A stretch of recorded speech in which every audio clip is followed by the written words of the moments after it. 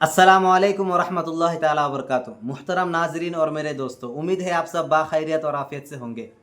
अल्हम्दुलिल्लाह, बहुत खुशी की खबर है कि सीज़ फायर होने का अनाउंसमेंट हो चुका है। अब मानने की बात है। दरअसल मैं इसमें अपनी ओपिनियन बताने जा रहा हूँ। आपको पता होगा कि सोशल मीडिया में ईरान, इसराइल और अमेरिका, ये जो इसमें जो जंग चल रही है, इसके बारे में बहुत सारा खबर, बहुत सारे ट्वीट, सोशल मीडिया खुलते ही ये सब के बारे में बहुत ज़्यादा वीडियोस और विजुअलाइज हमें देखने को मिलता है। अब बात यह है कि इसमें जैसे सीज़फायर होता है, वैसे ही हर कंट्री अपने अपने हिसाब से बताने लगता है कि मैं जीता, हमने ये किया। जैसे डोनाल्ड ट्रंप का ट्वीट देखने से पता चलता है कि वो बता रहे हैं कि हमने जो प्लान किया था वो पूरा सक्सेसफुल है। हालांकि हमें पता है डोनाल्ड ट्रंप के बातों को ही, मतलब जो उसके अमेरिका के जो एजेंसी से, उन्होंने ही उसका जो फाश कर दिया कि कुछ भी नुकसान नहीं हुआ, बल्कि ईरान अपना यूरेनियम पूरा बचा लिया है।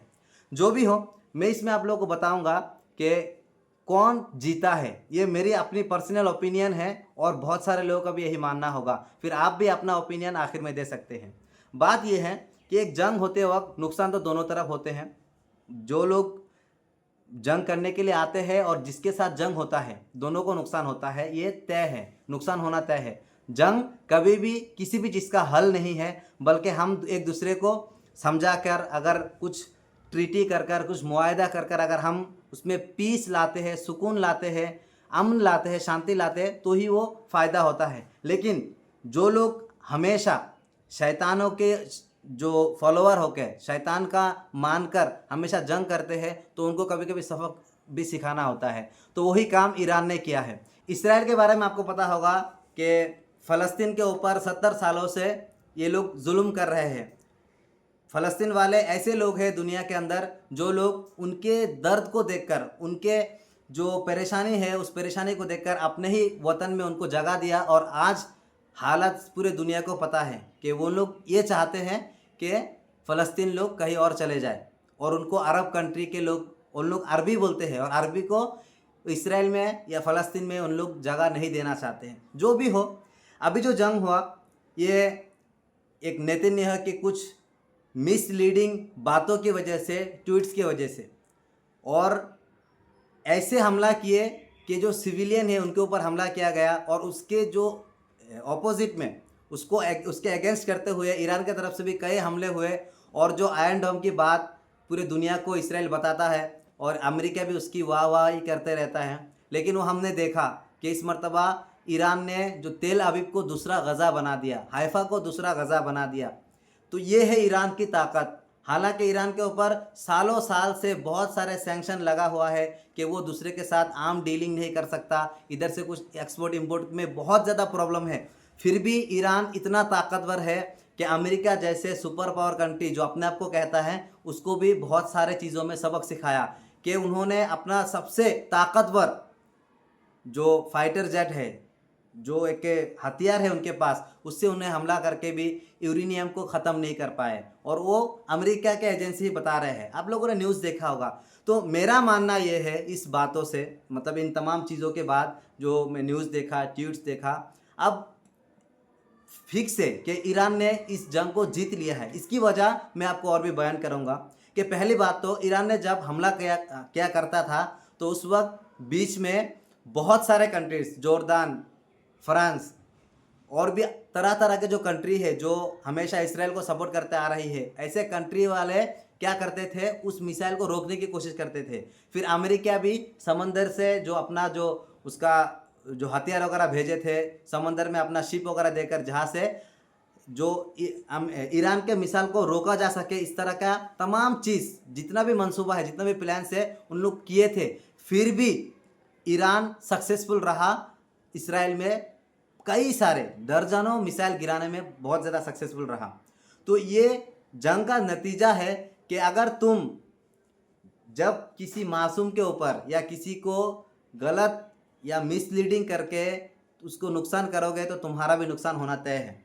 अब गज़ा वाले की क्या गलती है, उनको हटाते जा रहे हैं। आज स्टारवेशन की वजह से, उनकी भूखमारी की वजह से, वो लोग ना उनके फाइटर जेट से डरते हैं, ना उनके मिलिट्री से डरते हैं। तमाम चीज़ों का सामना करके उन लोग सिर्फ एड्स लेने की कोशिश कर रहे हैं। उनको जो भी जिस कंट्री भी अगर थोड़ा थोड़ा एड्स भेज रहे हैं वो उनके सामने से उठा के लेके जा रहे हैं। ये हालत कर दिया गया है गज़ा का। लेकिन फ़लस्तीन के लोग अभी तक मजबूत है। उनका मानना है कि हम मर जाएंगे लेकिन अपनी जगह को छोड़कर नहीं जाएंगे। लेकिन इसराइल वाले की बात देखिए, जैसे ही उधर बॉम्ब गिरा उन्होंने अपना सामान वगैरह पैक करके अलग अलग कंट्री में जाने लगे। अपने कंट्री का जैसे ही प्लेन वगैरह बंद हो गया तो बाजू वाला कंट्री से अपना सामान पैक करके दूसरे दूसरे कंट्री में भागने लगे। ये है उनकी असलियत, क्योंकि उनकी असली ज़मीन तो नहीं है। क्यों? असली ज़मीन जिसकी ज़मीन होती है, जिसकी मिल्कियत होती है, उसको पता चलता है कि इसका दर्द क्या है और इधर हम कैसे रहेंगे। मर जाएगा लेकिन वो रहेगा। यही है गज़ा वाले। ईरान वाला भी कुछ ऐसे ही है। ईरान वालों को पता है कि हमें कोई सपोर्ट करने के लिए नहीं आएगा, तो उन्होंने क्या किया, अमेरिका जब उस पर हमला किया तो फिर कतर के ऊपर आपने देखा होगा, कल ही कतर के ऊपर बहुत खतरनाक हमला किया ईरान। और अमेरिका का कहना है कि सिर्फ एक मिसाइल गिरने दिया गया, लेकिन ऐसा नहीं है। तकरीबन 5-6 मिसाइल गिर गए हैं, जो अलग अलग मीडिया सोर्स से पता चलती है।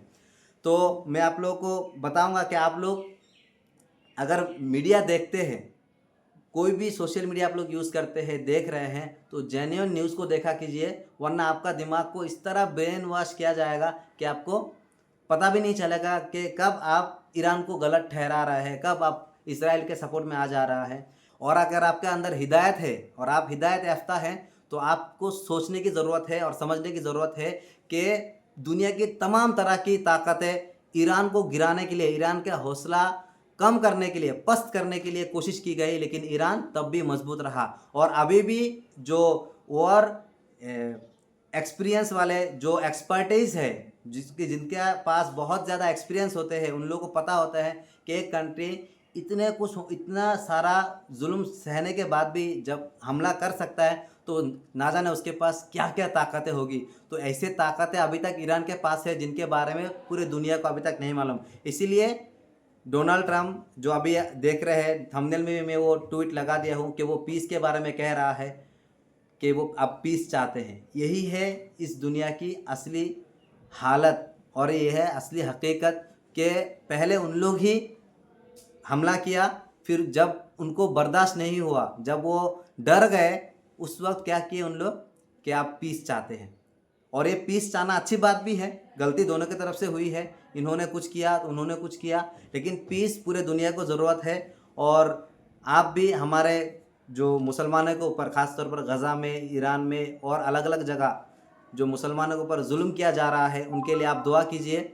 और हमारे राय के साथ अगर आप इत्तिफाक करते हैं, मैं बहुत सारी बात बताया, अलग अलग बात बताया। असल में वीडियो बनाने का मकसद ये है कि एक प्रेजेंस, मैं आप लोगों के सामने एक प्रेजेंस कह सकता हूँ कि मैं ईरान को बहुत ज़्यादा बधाई देता हूँ, बहुत ज़्यादा कंग्रेचुलेशन मेरी तरफ से कि ईरान ने इस जंग को जीता और बहुत हिम्मत दिखाई। हालांकि बहुत सारे मुस्लिम कंट्री है, लेकिन उन्होंने कुछ भी हेल्प नहीं किया। हाँ, ट्वीट्स वगैरह से बहुत ज़्यादा लोग उनकी हौसला अफजाई किए, लेकिन ये ट्वीट्स तो उधर के लोगों को नहीं पता चलता है। बल्कि ऐसा होना चाहिए था कि तुर्की जैसे, पाकिस्तान जैसे, या हमारे इंडिया भी, इंडिया के पॉलिसी में तो ये था पहले कि ईरान को हमेशा सपोर्ट करते थे, ईरान के सपोर्ट में बात करते थे। लेकिन हमें एक ऐसी गवर्नमेंट मिली है कि जो इस पर कुछ नहीं कहा। ये भी एक हो सकता है डिप्लोमेसी है, हमारे इंडिया का एक स्टैंड होगा, इसको भी हम रिस्पेक्ट करते हैं। लेकिन ज़रूरत थी कि हम हक के साथ, जो दरअसल हकीकत में मजबूर है, मतलब जिनके ऊपर जुल्म किया गया है, मजलूम है, तो उनके साथ हमें देना चाहिए था। और ये अगर आज साथ नहीं देंगे तो आने वाले ज़माने में कभी हमारे ऊपर भी कोई जुल्म करेगा, तब हमारे साथ में कोई होने वाला नहीं होगा। और एक बात भी मैं ऐड करता हूँ कि जब से इंडिया इंडिपेंडेंस हुई है, जब से इंडिया की आज़ादी हुई है, तब से इंडिया हमेशा फ़लस्तीन के फेवर में ही बात करती थी। लेकिन चंद सालों से इसे देखा गया कि इसराइल को बंद करने के लिए, इसराइल का वार बंद करने के लिए इंडिया वोट तक नहीं कर पा रही है। मीडिया से पता चलता है, न्यूज़ से पता चलता है। तो इतना कमज़ोर हमारा देश हो चुका है। तो हम अपने गवर्नमेंट से रिक्वेस्ट करते हैं कि आप हमारे जो देश के जो नौजवान है, जो फौजी है, जो पावर है, हमारे जो ह्यूमन पावर है, उसको आप समझें और आप कमज़ोर ना हो। और जो हक है, जो सच है और जो रियलिटी है, उस पर आप खड़ा उतरे। यही कहकर मैं मेरी बात को ख़त्म करता हूँ। ईरान को बहुत ज़्यादा कंग्रेचुलेशन कि ईरान ने इस जंग को जीता। और आपकी क्या राय है कमेंट्स उसमें ज़रूर बताइएगा। ये वीडियो एक नॉर्मल वीडियो है, तो मैं चाहूँगा कि आप लोग मुझे ओपिनियन दें मैं किस तरह के वीडियो बनाऊँ। इंशाअल्लाह। अस्सलामु अलैकुम व रहमतुल्लाहि ताला व बरकातुहू।